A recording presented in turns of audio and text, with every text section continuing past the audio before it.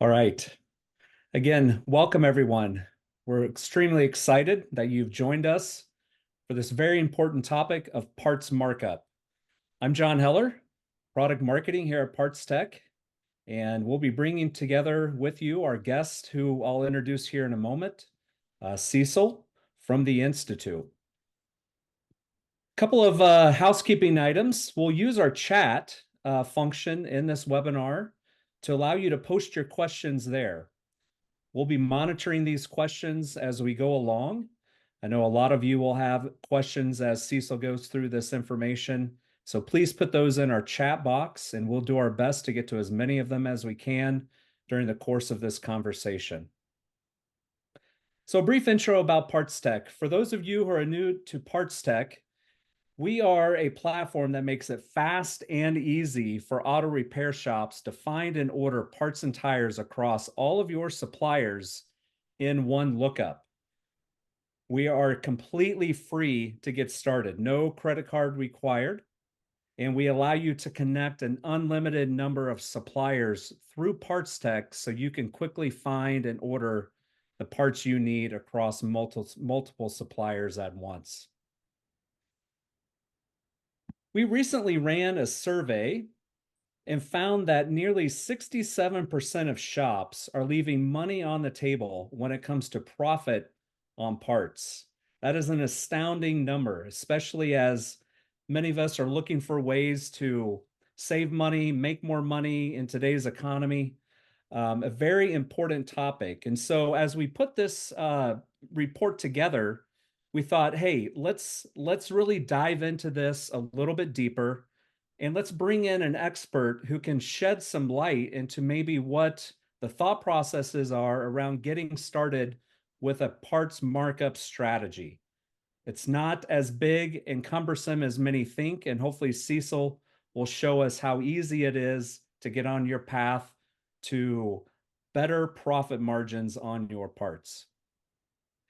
And so without further ado, Cecil made this very interesting statement here that many shops are leaving around $40,000 to $70,000 per year on the table due to an insufficient part markup practice and or strategy. And so we are pleased to have Cecil join us today and dive into a little bit more of the specifics behind what he's seeing in our industry and some very practical ways that shops can get on their way to a more profitable parts markup strategy. So Cecil, thank you for joining us today. We really appreciate your time. I'll turn it over to you now, let you introduce yourself, and we'll jump into this great topic and the information that you've put together. Thank you, John. As John said, my name is Cecil Bullard, and I've been, you name it, I've been a tech and a service advisor, managed shops, owned multiple shops. The last shop that I ran, we had a 62% parts margin, a little higher than what we would recommend, because our rent was very, very high, or our building payment about $23,000 a month, and so we needed the profits to pay that. I'm going to try to really kind of sail through here. I do, however, like questions. If you have questions, we're going to try to get some of those answered. I know we can't answer them all in the time we have, and I'm going to get some foundational stuff in. I also, as part of the Institute for Automotive Business Excellence, which is our company, we worked with, I would say at this point, over 3,000 shops kind of intimately, and improve parts margin. And so when I'm talking about the numbers, I'm talking about numbers that I've been tracking for 20, 25 years. And what my mentors taught me years and years ago, and what I'm out teaching the industry, and what most of the coaches that I talk to are also teaching. So let's go. There is a workbook, and there will be a couple of different calculators, including a parts calculator that you can download. This will come up again for someone who maybe wasn't ready or didn't get prepared. But this way you can download the workbook, which will have the more description and more information in it. Let's get her done. I make a statement, and I think it's a valid statement, that parts margin is costing most shops well over 40,000 a year. And that's based on us working with different shops when they first come into our company. One of the things we look at is parts margin, labor margins, productivity, average repair order. If you are a shop, a small shop today doing about 400,000 in overall sales, typically we see, especially for general repair, um, 50-50. So about half of what you sell is parts and about half of what you sell is labor. Technically, we would tell you that's probably not quite right. You want your labor to be higher than your parts because labor has higher margins, et cetera. But typically, this is what we see when companies first come to us. They haven't had coaching or training. So if you are selling, 400,000 in sales in your business, about 200,000 in parts, and you're off by 15%, which is pretty easy to do, it's costing you about $30,000 a year. If you're selling 800,000, this would be most shops that we would see with maybe 3 techs or right around there, maybe 4 techs, very unproductive. But about 400,000 in part sales. If you're off by 15%, that's costing you $60,000 a year. And if you're over a million, say a million one, you're selling about 550,000 in parts at 15%. That costs you 82,000 a year. So I think the statement that most shops are losing somewhere between 40 and 70, I think is a very accurate statement based on what we see in the industry and based on new clients coming into us to get coaching and training. Now, again, foundationally, I'm going to make some statements here, and I'm going to try to build a foundation for putting a matrix in place and improving your parts margin. So I would tell you that the average shop that we look at is somewhere between about 38% and 42% has a parts margin, and we would like them to be at 58. Now, I would also tell you of all the shops that we work with, there's always about 10 or 15% that are hitting 58 or higher, but our average in our company is between about 54 and 55% for our clients. And so I think that's a pretty accurate number based on the number of clients we have in the industry. Actually, if you looked at the clients and the numbers we have, there's more people than your survey, the survey that PartsTech did. So I think that number is a very accurate number. There are 3 common methodologies for marking up parts that we find. The first methodology is to use manufacturer's list. And if you are a company that uses manufacturer's list, you will end up between about 32% and 38% parts margin. And this is fairly common. The problem with manufacturer's list is the manufacturer doesn't know what you need to make. The manufacturer is, I used to make a joke when I was training that they go into a room and blindfold a guy. There's a bunch of different prices on the walls. They spin him around 3 times, give him a dart, and he throws the dart, and that's the manufacturer's, suggested list price. That has never really meant as much as we have put into it in the industry. It really doesn't matter what the manufacturer suggests that you sell the part for. It really matters what you need to make in profit in your company so that your net profit is right around 20%, and that's the target. The second methodology is to mark everything up 50%. We see this a lot. If you're using, as I said, manufacturer's list, somewhere between 32 and 38%. If you're marking everything up 50%, that will never get you 50% because you'll mark up a $4 filter to $8 all day long. It doesn't bother you. You think, okay, that's fair. But when you get a $4,000 engine in your shop, you'll never mark it up to $8,000. I mean, most companies probably get a $4,000 motor. They might be selling it for $5,000, but they're not, and that's not a 50% margin. And you can never sell enough filters or whatever else at 50% and have an engine or a transmission where you made 20%. You can't get to 50%. So we do see shops a little higher in their overall margins, between about 35 and 44% when they're using the 50% methodology. The true and only way to really get your margins is to use a matrix and stick to your matrix. And, there are some reasons, there are some parts that we don't put in the matrix. Obviously, tires have their own matrix. Batteries are often not in the matrix. And then on the other side of that, there are some parts that we can, because of what they cost us and because of what they might list for, we can actually make more margin than our matrix. So we need to be aware of that, and we need to pay attention to that. Now, if you do have questions, we are someone is monitoring that. John's going to break in and go, "Hey, there's a question." Yes. Um, so so what we find with shops that are following a matrix, it's funny to me. We'll have a place where we have three or four clients in the general area, and there's a place like that. I have a guy who's a really well-known guy. If I mention his name, many of you might know him. And he's got multiple shops, and he always tells me, "See, so you can't make where we're at. You can't make 58%." So he shoots for 52, and his business routinely makes 48 to 49.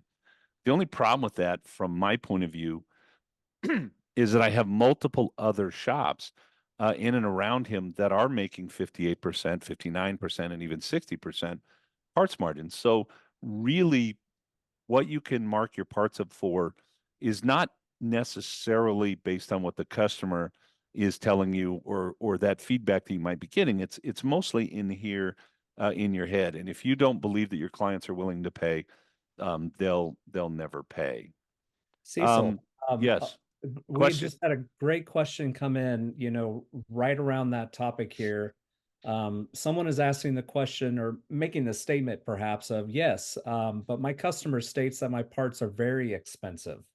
Yeah, they are. All Think parts are about that. expensive. I think, you go to the dentist and I go to the dentist. I needed a cap. I had to have some work done. And the dentist told me what I was going to pay for a cap. And I was like, holy crap, that's expensive. And I even said that to the dentist. And nobody wakes up in the morning going, hey, I want to buy brakes and I want to pay a lot for the parts. Um, I think that that is a natural response. Even my shop today calls me and they say, hey, Cecil, you need X, Y, or Z. And, it's a couple $1,000s worth of whatever.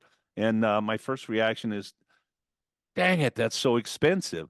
I think you have to be careful of translating that term, that's expensive, into, oh my gosh, I gotta keep my prices down. And there's another thought here.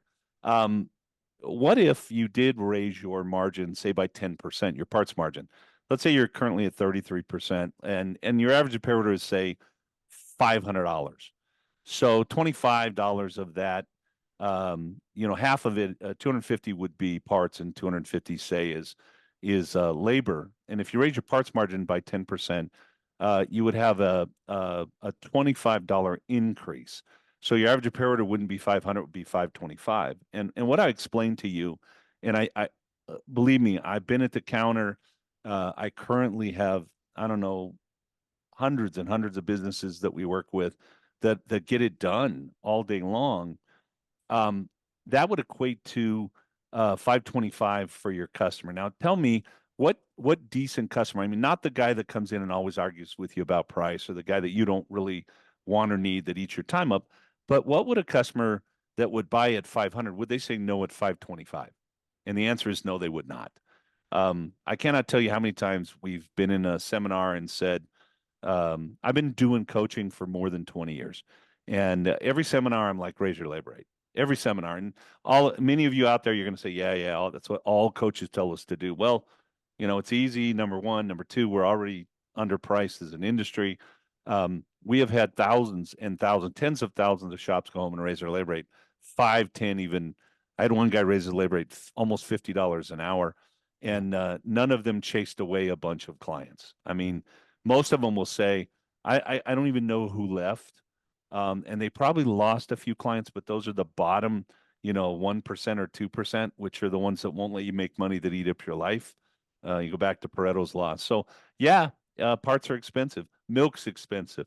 Hell, when Yeah. I go home and I buy a burrito on the way home, I think, God, that was expensive. I mean, my burrito is now 12, $15. Used to be 6. Of course it's expensive. Everything's expensive. So I hope I answered that. Yeah. I'm gonna move and keep moving, if that's Yeah. okay. One Um, more one more question, if you Go don't ahead. mind, on this markup. I think this is a really interesting question. We've got someone online who says, I'm buying a shop that currently doesn't have parts markup. What is a reasonable amount to jump to without freaking out the customer? 58%. You put a matrix in place, you're going to do what you got to do. If you're buying a shop that never marked up a part, you may lose some of those clients. You're probably going to lose some of them anyway, because they're probably a bunch of people who don't want to pay for automotive repair. You come in, you raise the labor rate a little, you're going to lose some of those clients, but the difference that you're going to make in margin will make up for it. Mathematically, I could raise my price by 10% and lose 25% of my customers in most shops and still make more money at the end of the day. I've done the math multiple times. I'm not telling you to do that. Please don't go home and, okay, Cecil said, let's raise everything by 10%. But you could, if you ran the math, you would have to lose more than 25% of your clients in most shops in order not to make more money by raising your price by 10%. And by the way, in most shops today, if you raise your price by 10%, 95% of your clients wouldn't even know it, feel it, touch it, think about it. It would only be those people that are focused on price. And it would also depend on your customer base. Here we go, Cecil's ADHD kicking in. If you built your business on discounts and more cheap customers, it will definitely affect you more. If you built your business on relationships, any kind of price increase or anything is going to almost not affect you at all. So, and there are plenty of relationship clients out there. I would say that more than 80% of the population would like to have a relationship as opposed to have a cheap price on their automotive service and repair. Absolutely. All right. Next, what's the easiest thing to fix? Often when we get different kinds of clients that come to us, but we have a lot of clients that come to us that are losing money. I can point to several. Guy came in, they lost $80,000 the previous year. Been in business for 15, 16 years, was getting worried, felt like, hey, I need a coaching company to help me. We turned that around right away. One of the things we did, of course, raise the labor rate a little bit. We also put a parts matrix in place, and then we monitored and managed that. And I think last year he came to me about 4 years in, and he said, "Hey, Cecil, we're going to make a little over $1 million this year, and I need to know if you have a money manager I can work with." When you get up in that range, your typical accountant is not going to be able to take care of your business, and that's not the typical case. The typical case is, we lost 80,000, and next year we're going to make 120. And it really is three or four things. Parts margin's simplest thing to fix. So you have to decide though, what you want your margin to be. And for me, there's a whole nother class on, I want to determine that I want 20% net out of my business. That's fair. I don't get to keep all 20%. A third of that'll go to the government. I get to pay Uncle Biden, and a third of it will go to the state of Utah because that's where I live. Part of that third will go to the state of Utah, whoever my uncle or aunt is here. I get to put a third back into my business. The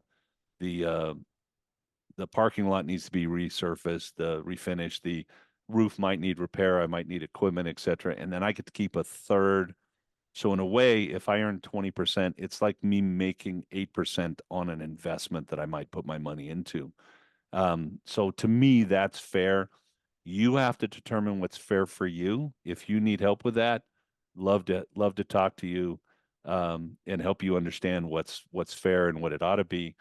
You put a parts matrix in place. We're going to give you an example of one that is, I wouldn't call it super aggressive, but it's relatively aggressive. It's not mild, but it will get you to 58 if you're a typical shop. We'll talk about some of the reasons why we might not get there as we go. But really, you need to remove your emotions out of this. I mean, nobody wants to buy automotive repair.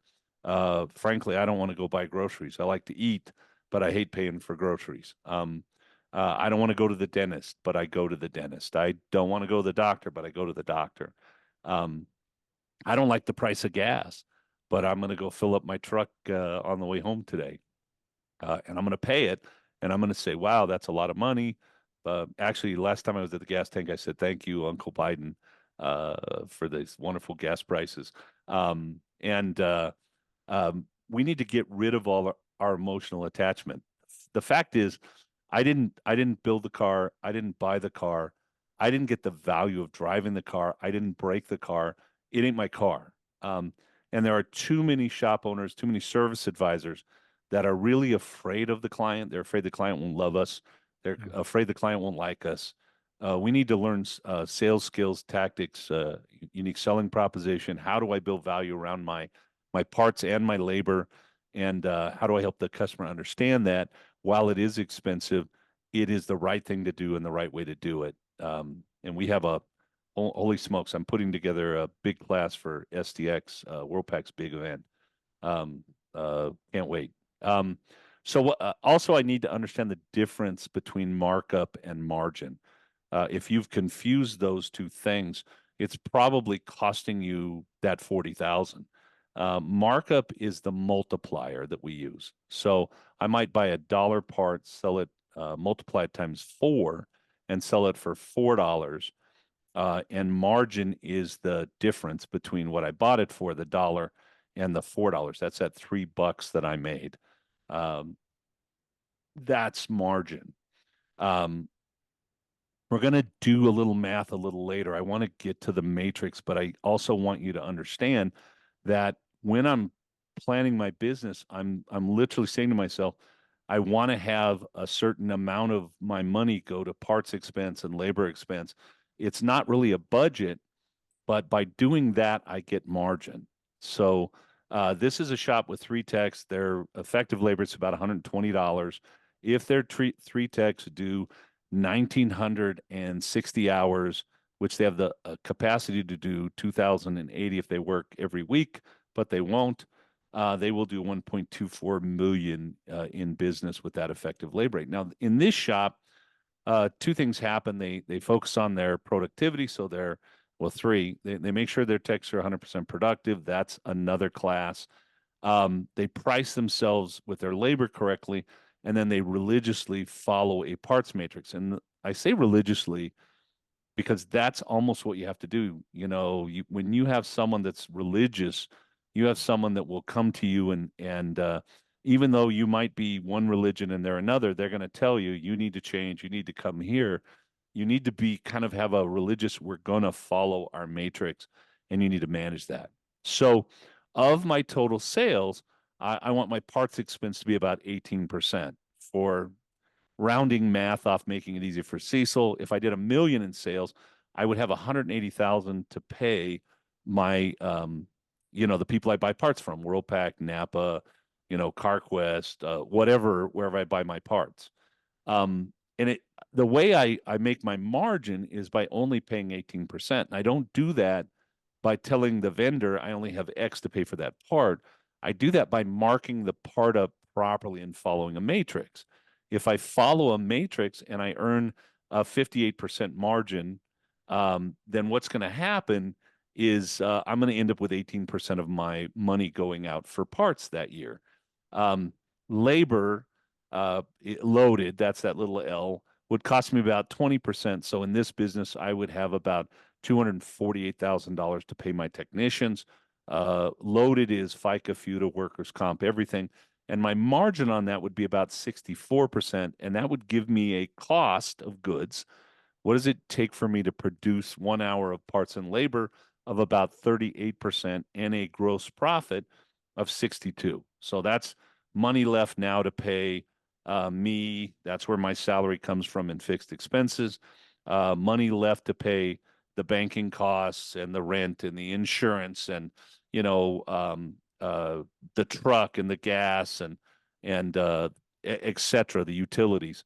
And for training purposes, if you work with us, we're going to divide it in about 12 categories. But for training here, to keep it simple and to do it fairly quickly, we're going to break it into 3 categories. One is sales. So whoever's selling my product, we're going to pay about 8 to 10%. That's also a loaded expense. So it includes FICA and FUTA, workers' comp, vacation days, holidays, PTO, medical, dental, 401k, whatever I'm paying that either the tech in the labor expense or the salesperson in the sales expense.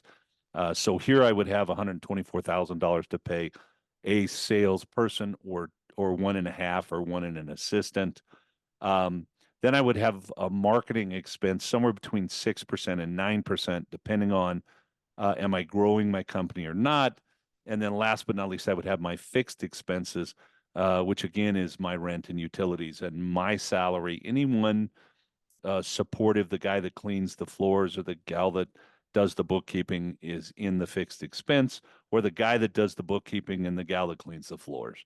Um, and that would leave me a net profit of between 20 and 24%. Now, the 24% happens when your this business exceeds 1.24 million. So if this business were more than 100% productive and those techs actually were able to, bill out 1.4 million, then we might have 24% and we might pay those techs. We'd have more money to pay the techs because we'd have more profit. Now, John, I cannot see the clock right now, so you got to tell me where we're going. And We're, I need we're a, getting okay, I close to need, the end here. I all do right. have one interesting question as we're talking about this here Okay. from an individual. If a matrix raises your part price above list cost, do you leave it or adjust it down to list? The answer is yes, you leave it. It doesn't matter. I still have to make the money I need to make. We have a lot of people that say, well, I can't like dealer prices. I got news for you. I've been in the business a little over 40 years. We've been competing with outside part sources for 40 years. As long as I've been in the business, I can go buy it at the parts house down the street for cheaper than you can sell it to me. The answer is yes. I can buy it online for cheaper than you can sell it to me. The answer is yes. I can go down the dealership myself and buy that part for less than you're going to sell it to me. The answer is yes. But what does that part come with, right? The part that comes from me guarantees it's going to fit, guarantees that it's going to last. So we have a warranty. I guarantee that it's going to take care of your problem. You get great customer service. You don't have to spend your time going down and trying to get the right part. Um, if that part goes on your car and it doesn't work, if there's a problem with it, I'm going to take care of it because I have that great warranty. There are a lot of reasons and things that people don't consider. At the dealership, most dealerships today, if you go in and buy the part in the parts house, you're going to pay less for it than if you buy it in the service department. Because again, in the service department, that part comes with more. We also have people that are letting their customers bring their parts. There's many reasons not to do that. The tantamount, the biggest one is probably I don't make my margin and I go out of business. The second one where I starve and I keep working and I work myself to death. The second one is that if my insurance finds out that I'm creating additional liability for them, they may cancel me. And the third is, by law in every state, frankly, federal law, whatever warranty I give, I can't not give that warranty to the person. I'm seen as the professional in the courts.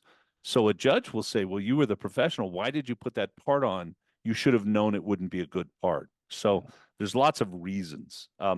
I want, And I'm I want, glad I'm yeah, glad you touched on that because there's actually several questions in the chat around, the demographic of this day is an online demographic. They're yeah. out there shopping parts on their own, and how do we combat that? And I think the advice you just gave, really speaks to that mentality. I think sales training would really help here because you have to understand what your unique selling proposition. Why can I sell that part for more? And by the way, almost every shop that we work with, and I don't say almost because I don't know everyone, like all the numbers personally, I couldn't bring them all to mind. Almost every shop that we work with sells their parts in general often for more than a dealer would sell them. I think sometimes we might look at that and go, wow, that's ridiculous and bring it down. But there's a whole pricing scheme that we'll get to probably in part two about how to handle that and how to still hold your margin when occasionally I'm going to sell something for lower than I probably should sell it for. Yeah. I'm gonna move forward quickly here. This is a company with four techs that doesn't follow a parts matrix. So they're going to do 1.24 million, the same as three techs are not productive. And so what's going to happen here is my percentage of cost of sales, because I'm not following a matrix, are going to go up. So instead of paying 18% for my parts, I'm going to pay 26 and have a 42% margin. Instead of paying my techs, 20% out for my techs, I'm going to pay 25 because they're not productive. So my cost of labor goes up in every shop that is not flat rate. And I don't that's another class, another discussion. I want to get into it.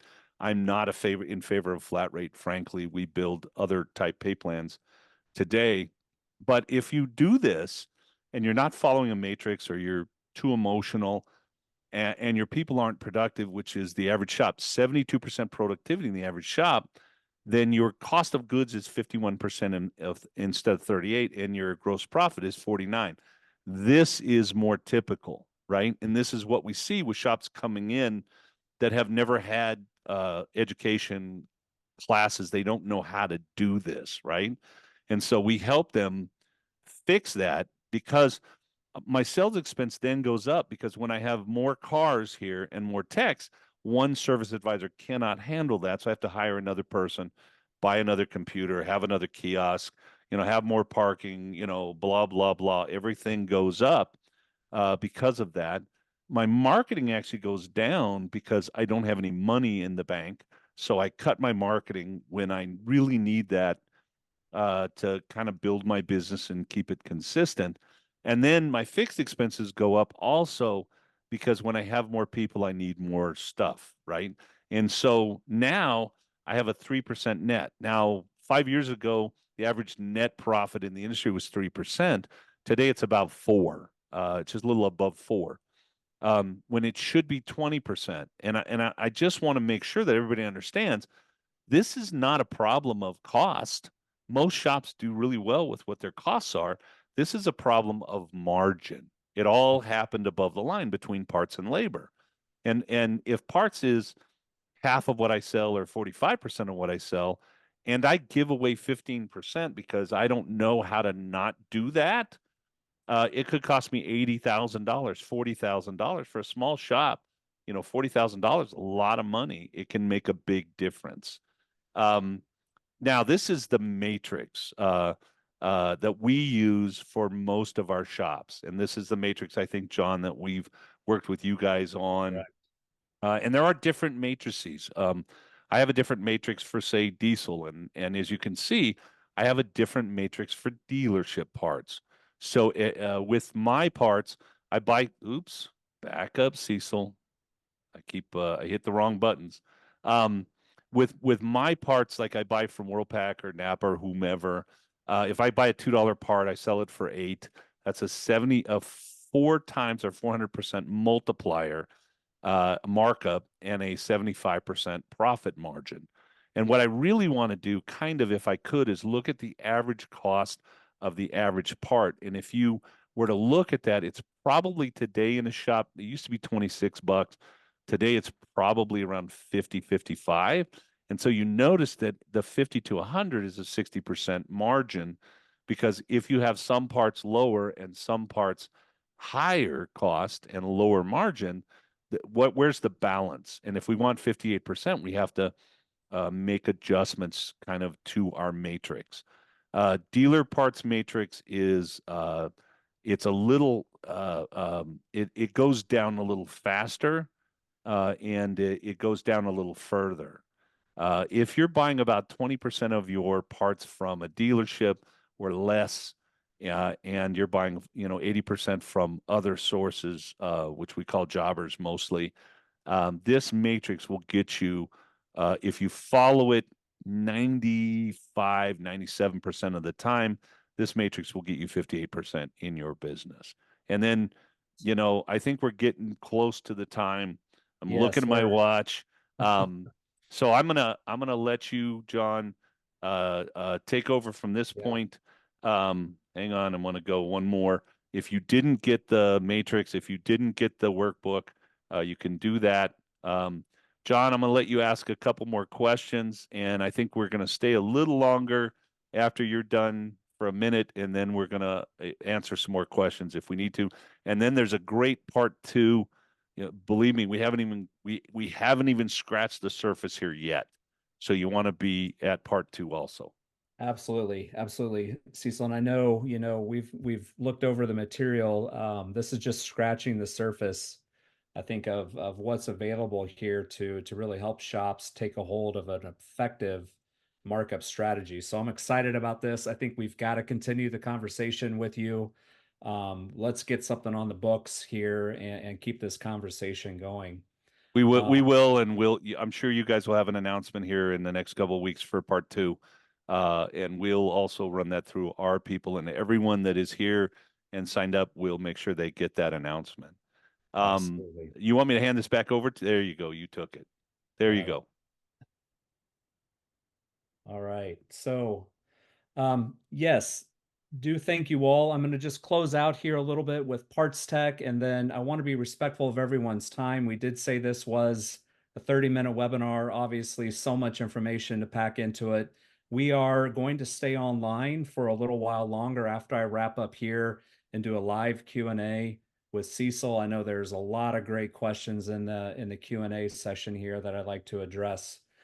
So quickly, I just wanted to show you a little bit about PartsTech. As I mentioned at the beginning, PartsTech brings together all of your part and tire suppliers into one screen and enables you to find parts quickly across all of your suppliers. So as you see here, pulling in a disc, if you're going to go out and search for a brake pad set, you can quickly pull up all of your pricing and availability across multiple suppliers in one screen. Now, some of the things that Cecil hit on around a parts matrix, we do provide that capability within PartsTech for you to be able to come in our Plus package and be able to set some of these matrices. And of course, we've worked with Cecil to develop some best practices around what those figures are as a good starting point for your shop. And then how that really looks in your cart once you've run a search here is that as you are, oops, just came out on me. Pardon? Hate it when that happens. I know it. All right. Quickly got back in it. We'll pull up our vehicle. And yes. All right. Sorry. I had this system kick me out. All right, so as you're building that cart in there, you'll be able to easily see down here at the bottom, once you've got that parts matrix set up, a live gross profit view of your cart.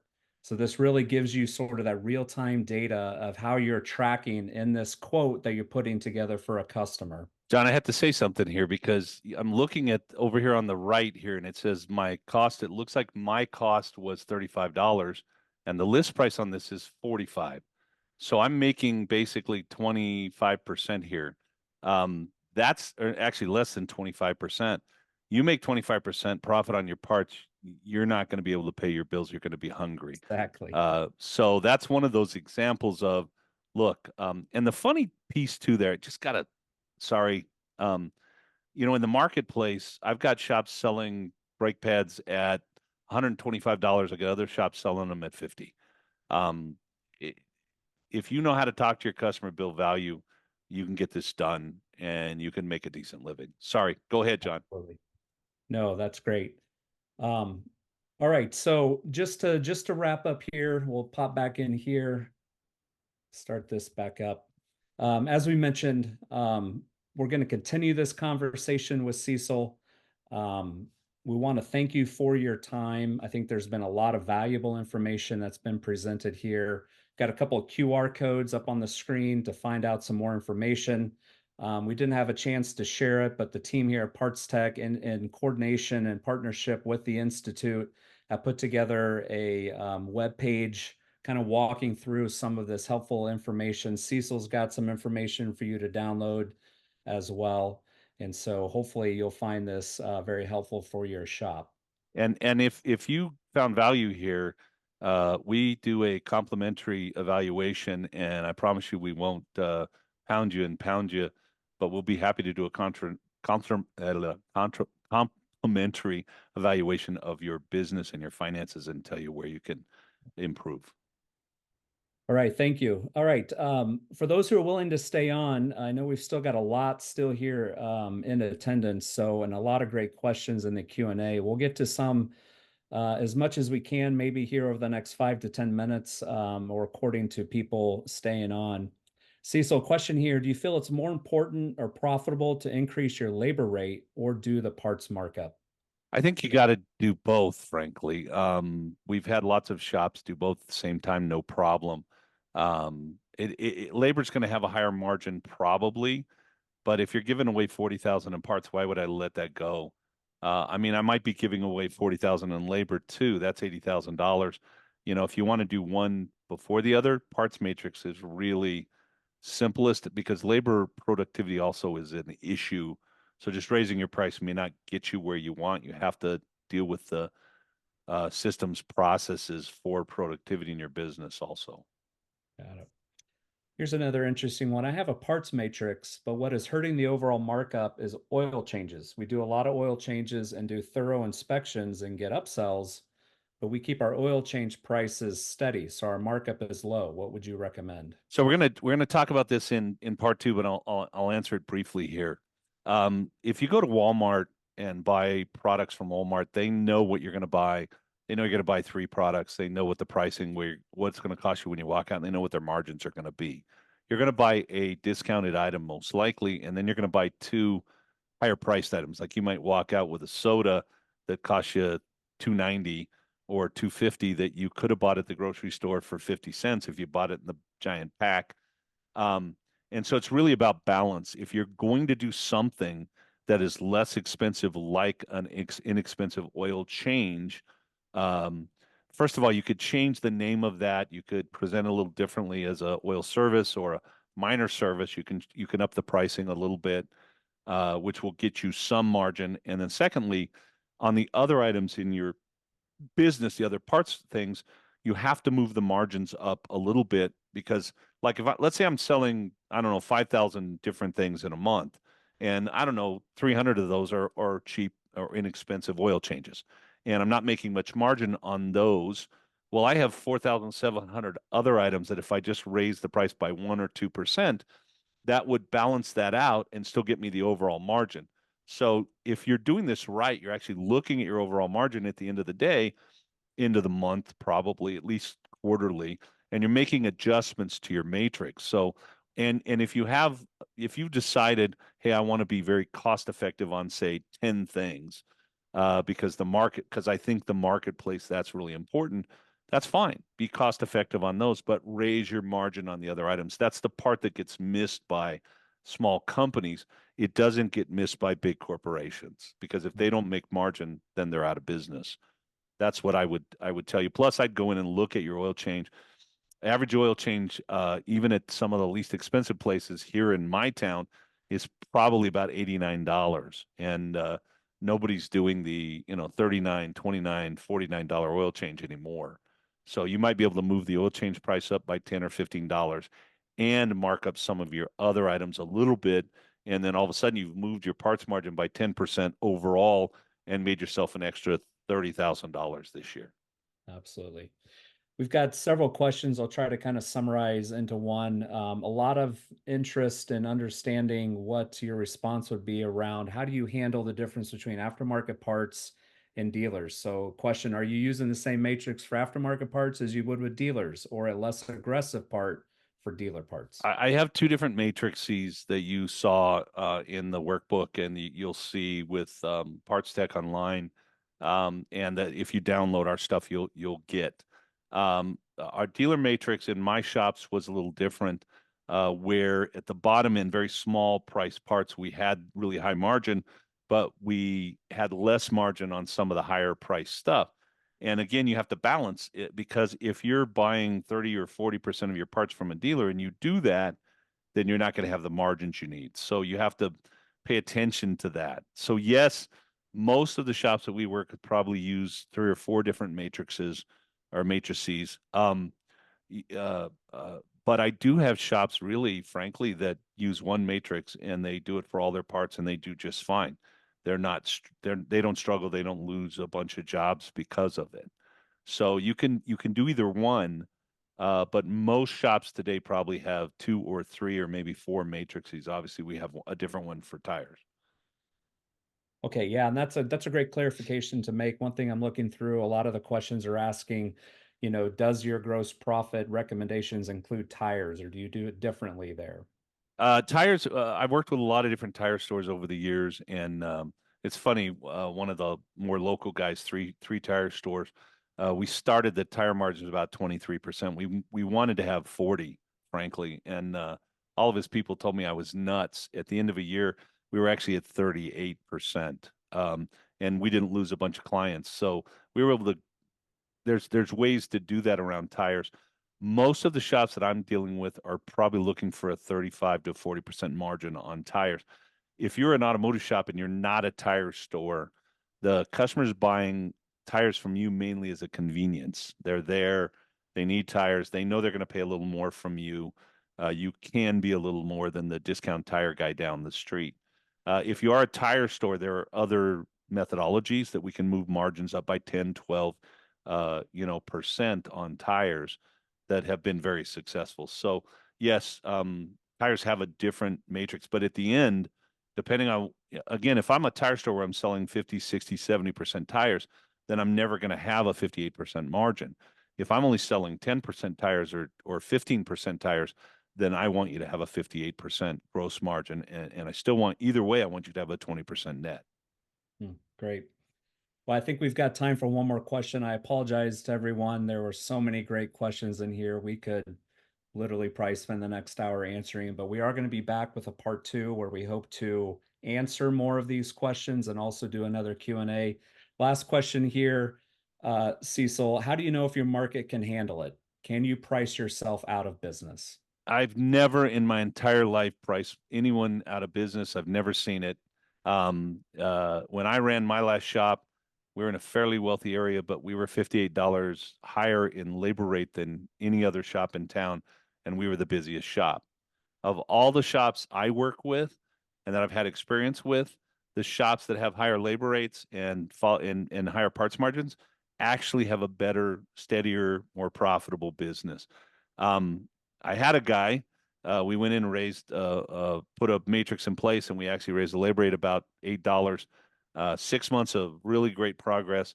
Then all of a sudden, it's February, and he's like, "Oh my God! Everybody realized that I raised my prices, and and I want to lower my prices." And I said, "Look, dude, just bear with it. It's February."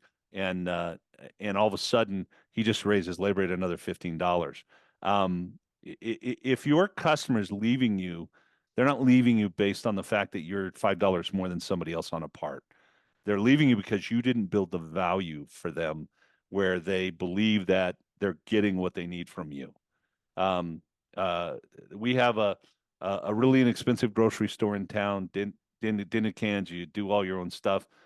We have another grocery store that's a mid-range, and we have a very expensive grocery store in town. Guess which one's the busiest grocery store? Now they all make money, and you could do the same thing for if I'm going to go have a steak or I'm going to go have a hamburger. You can get a cheap hamburger, where that's at, and you can get an expensive hamburger, and they're different. Um, if your customer's leaving you based on price, it isn't about price. Look at your service. Look at how your shop looks. Oh my gosh, you need sales training.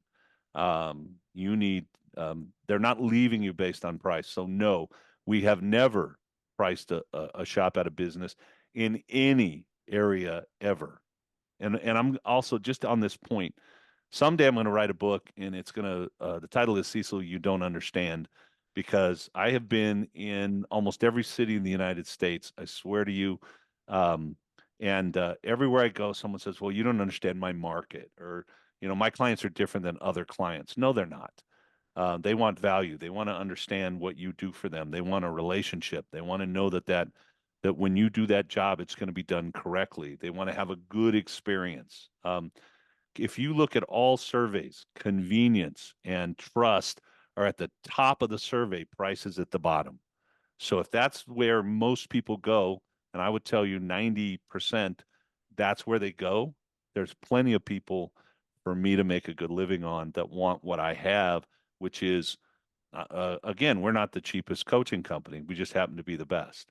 So we deliver the best results. We have the best customers, blah, blah, blah, blah, blah, right?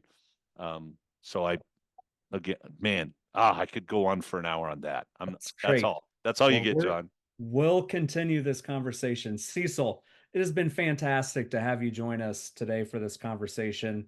Such great knowledge, great input and help for shops. Hopefully, you all have found this helpful.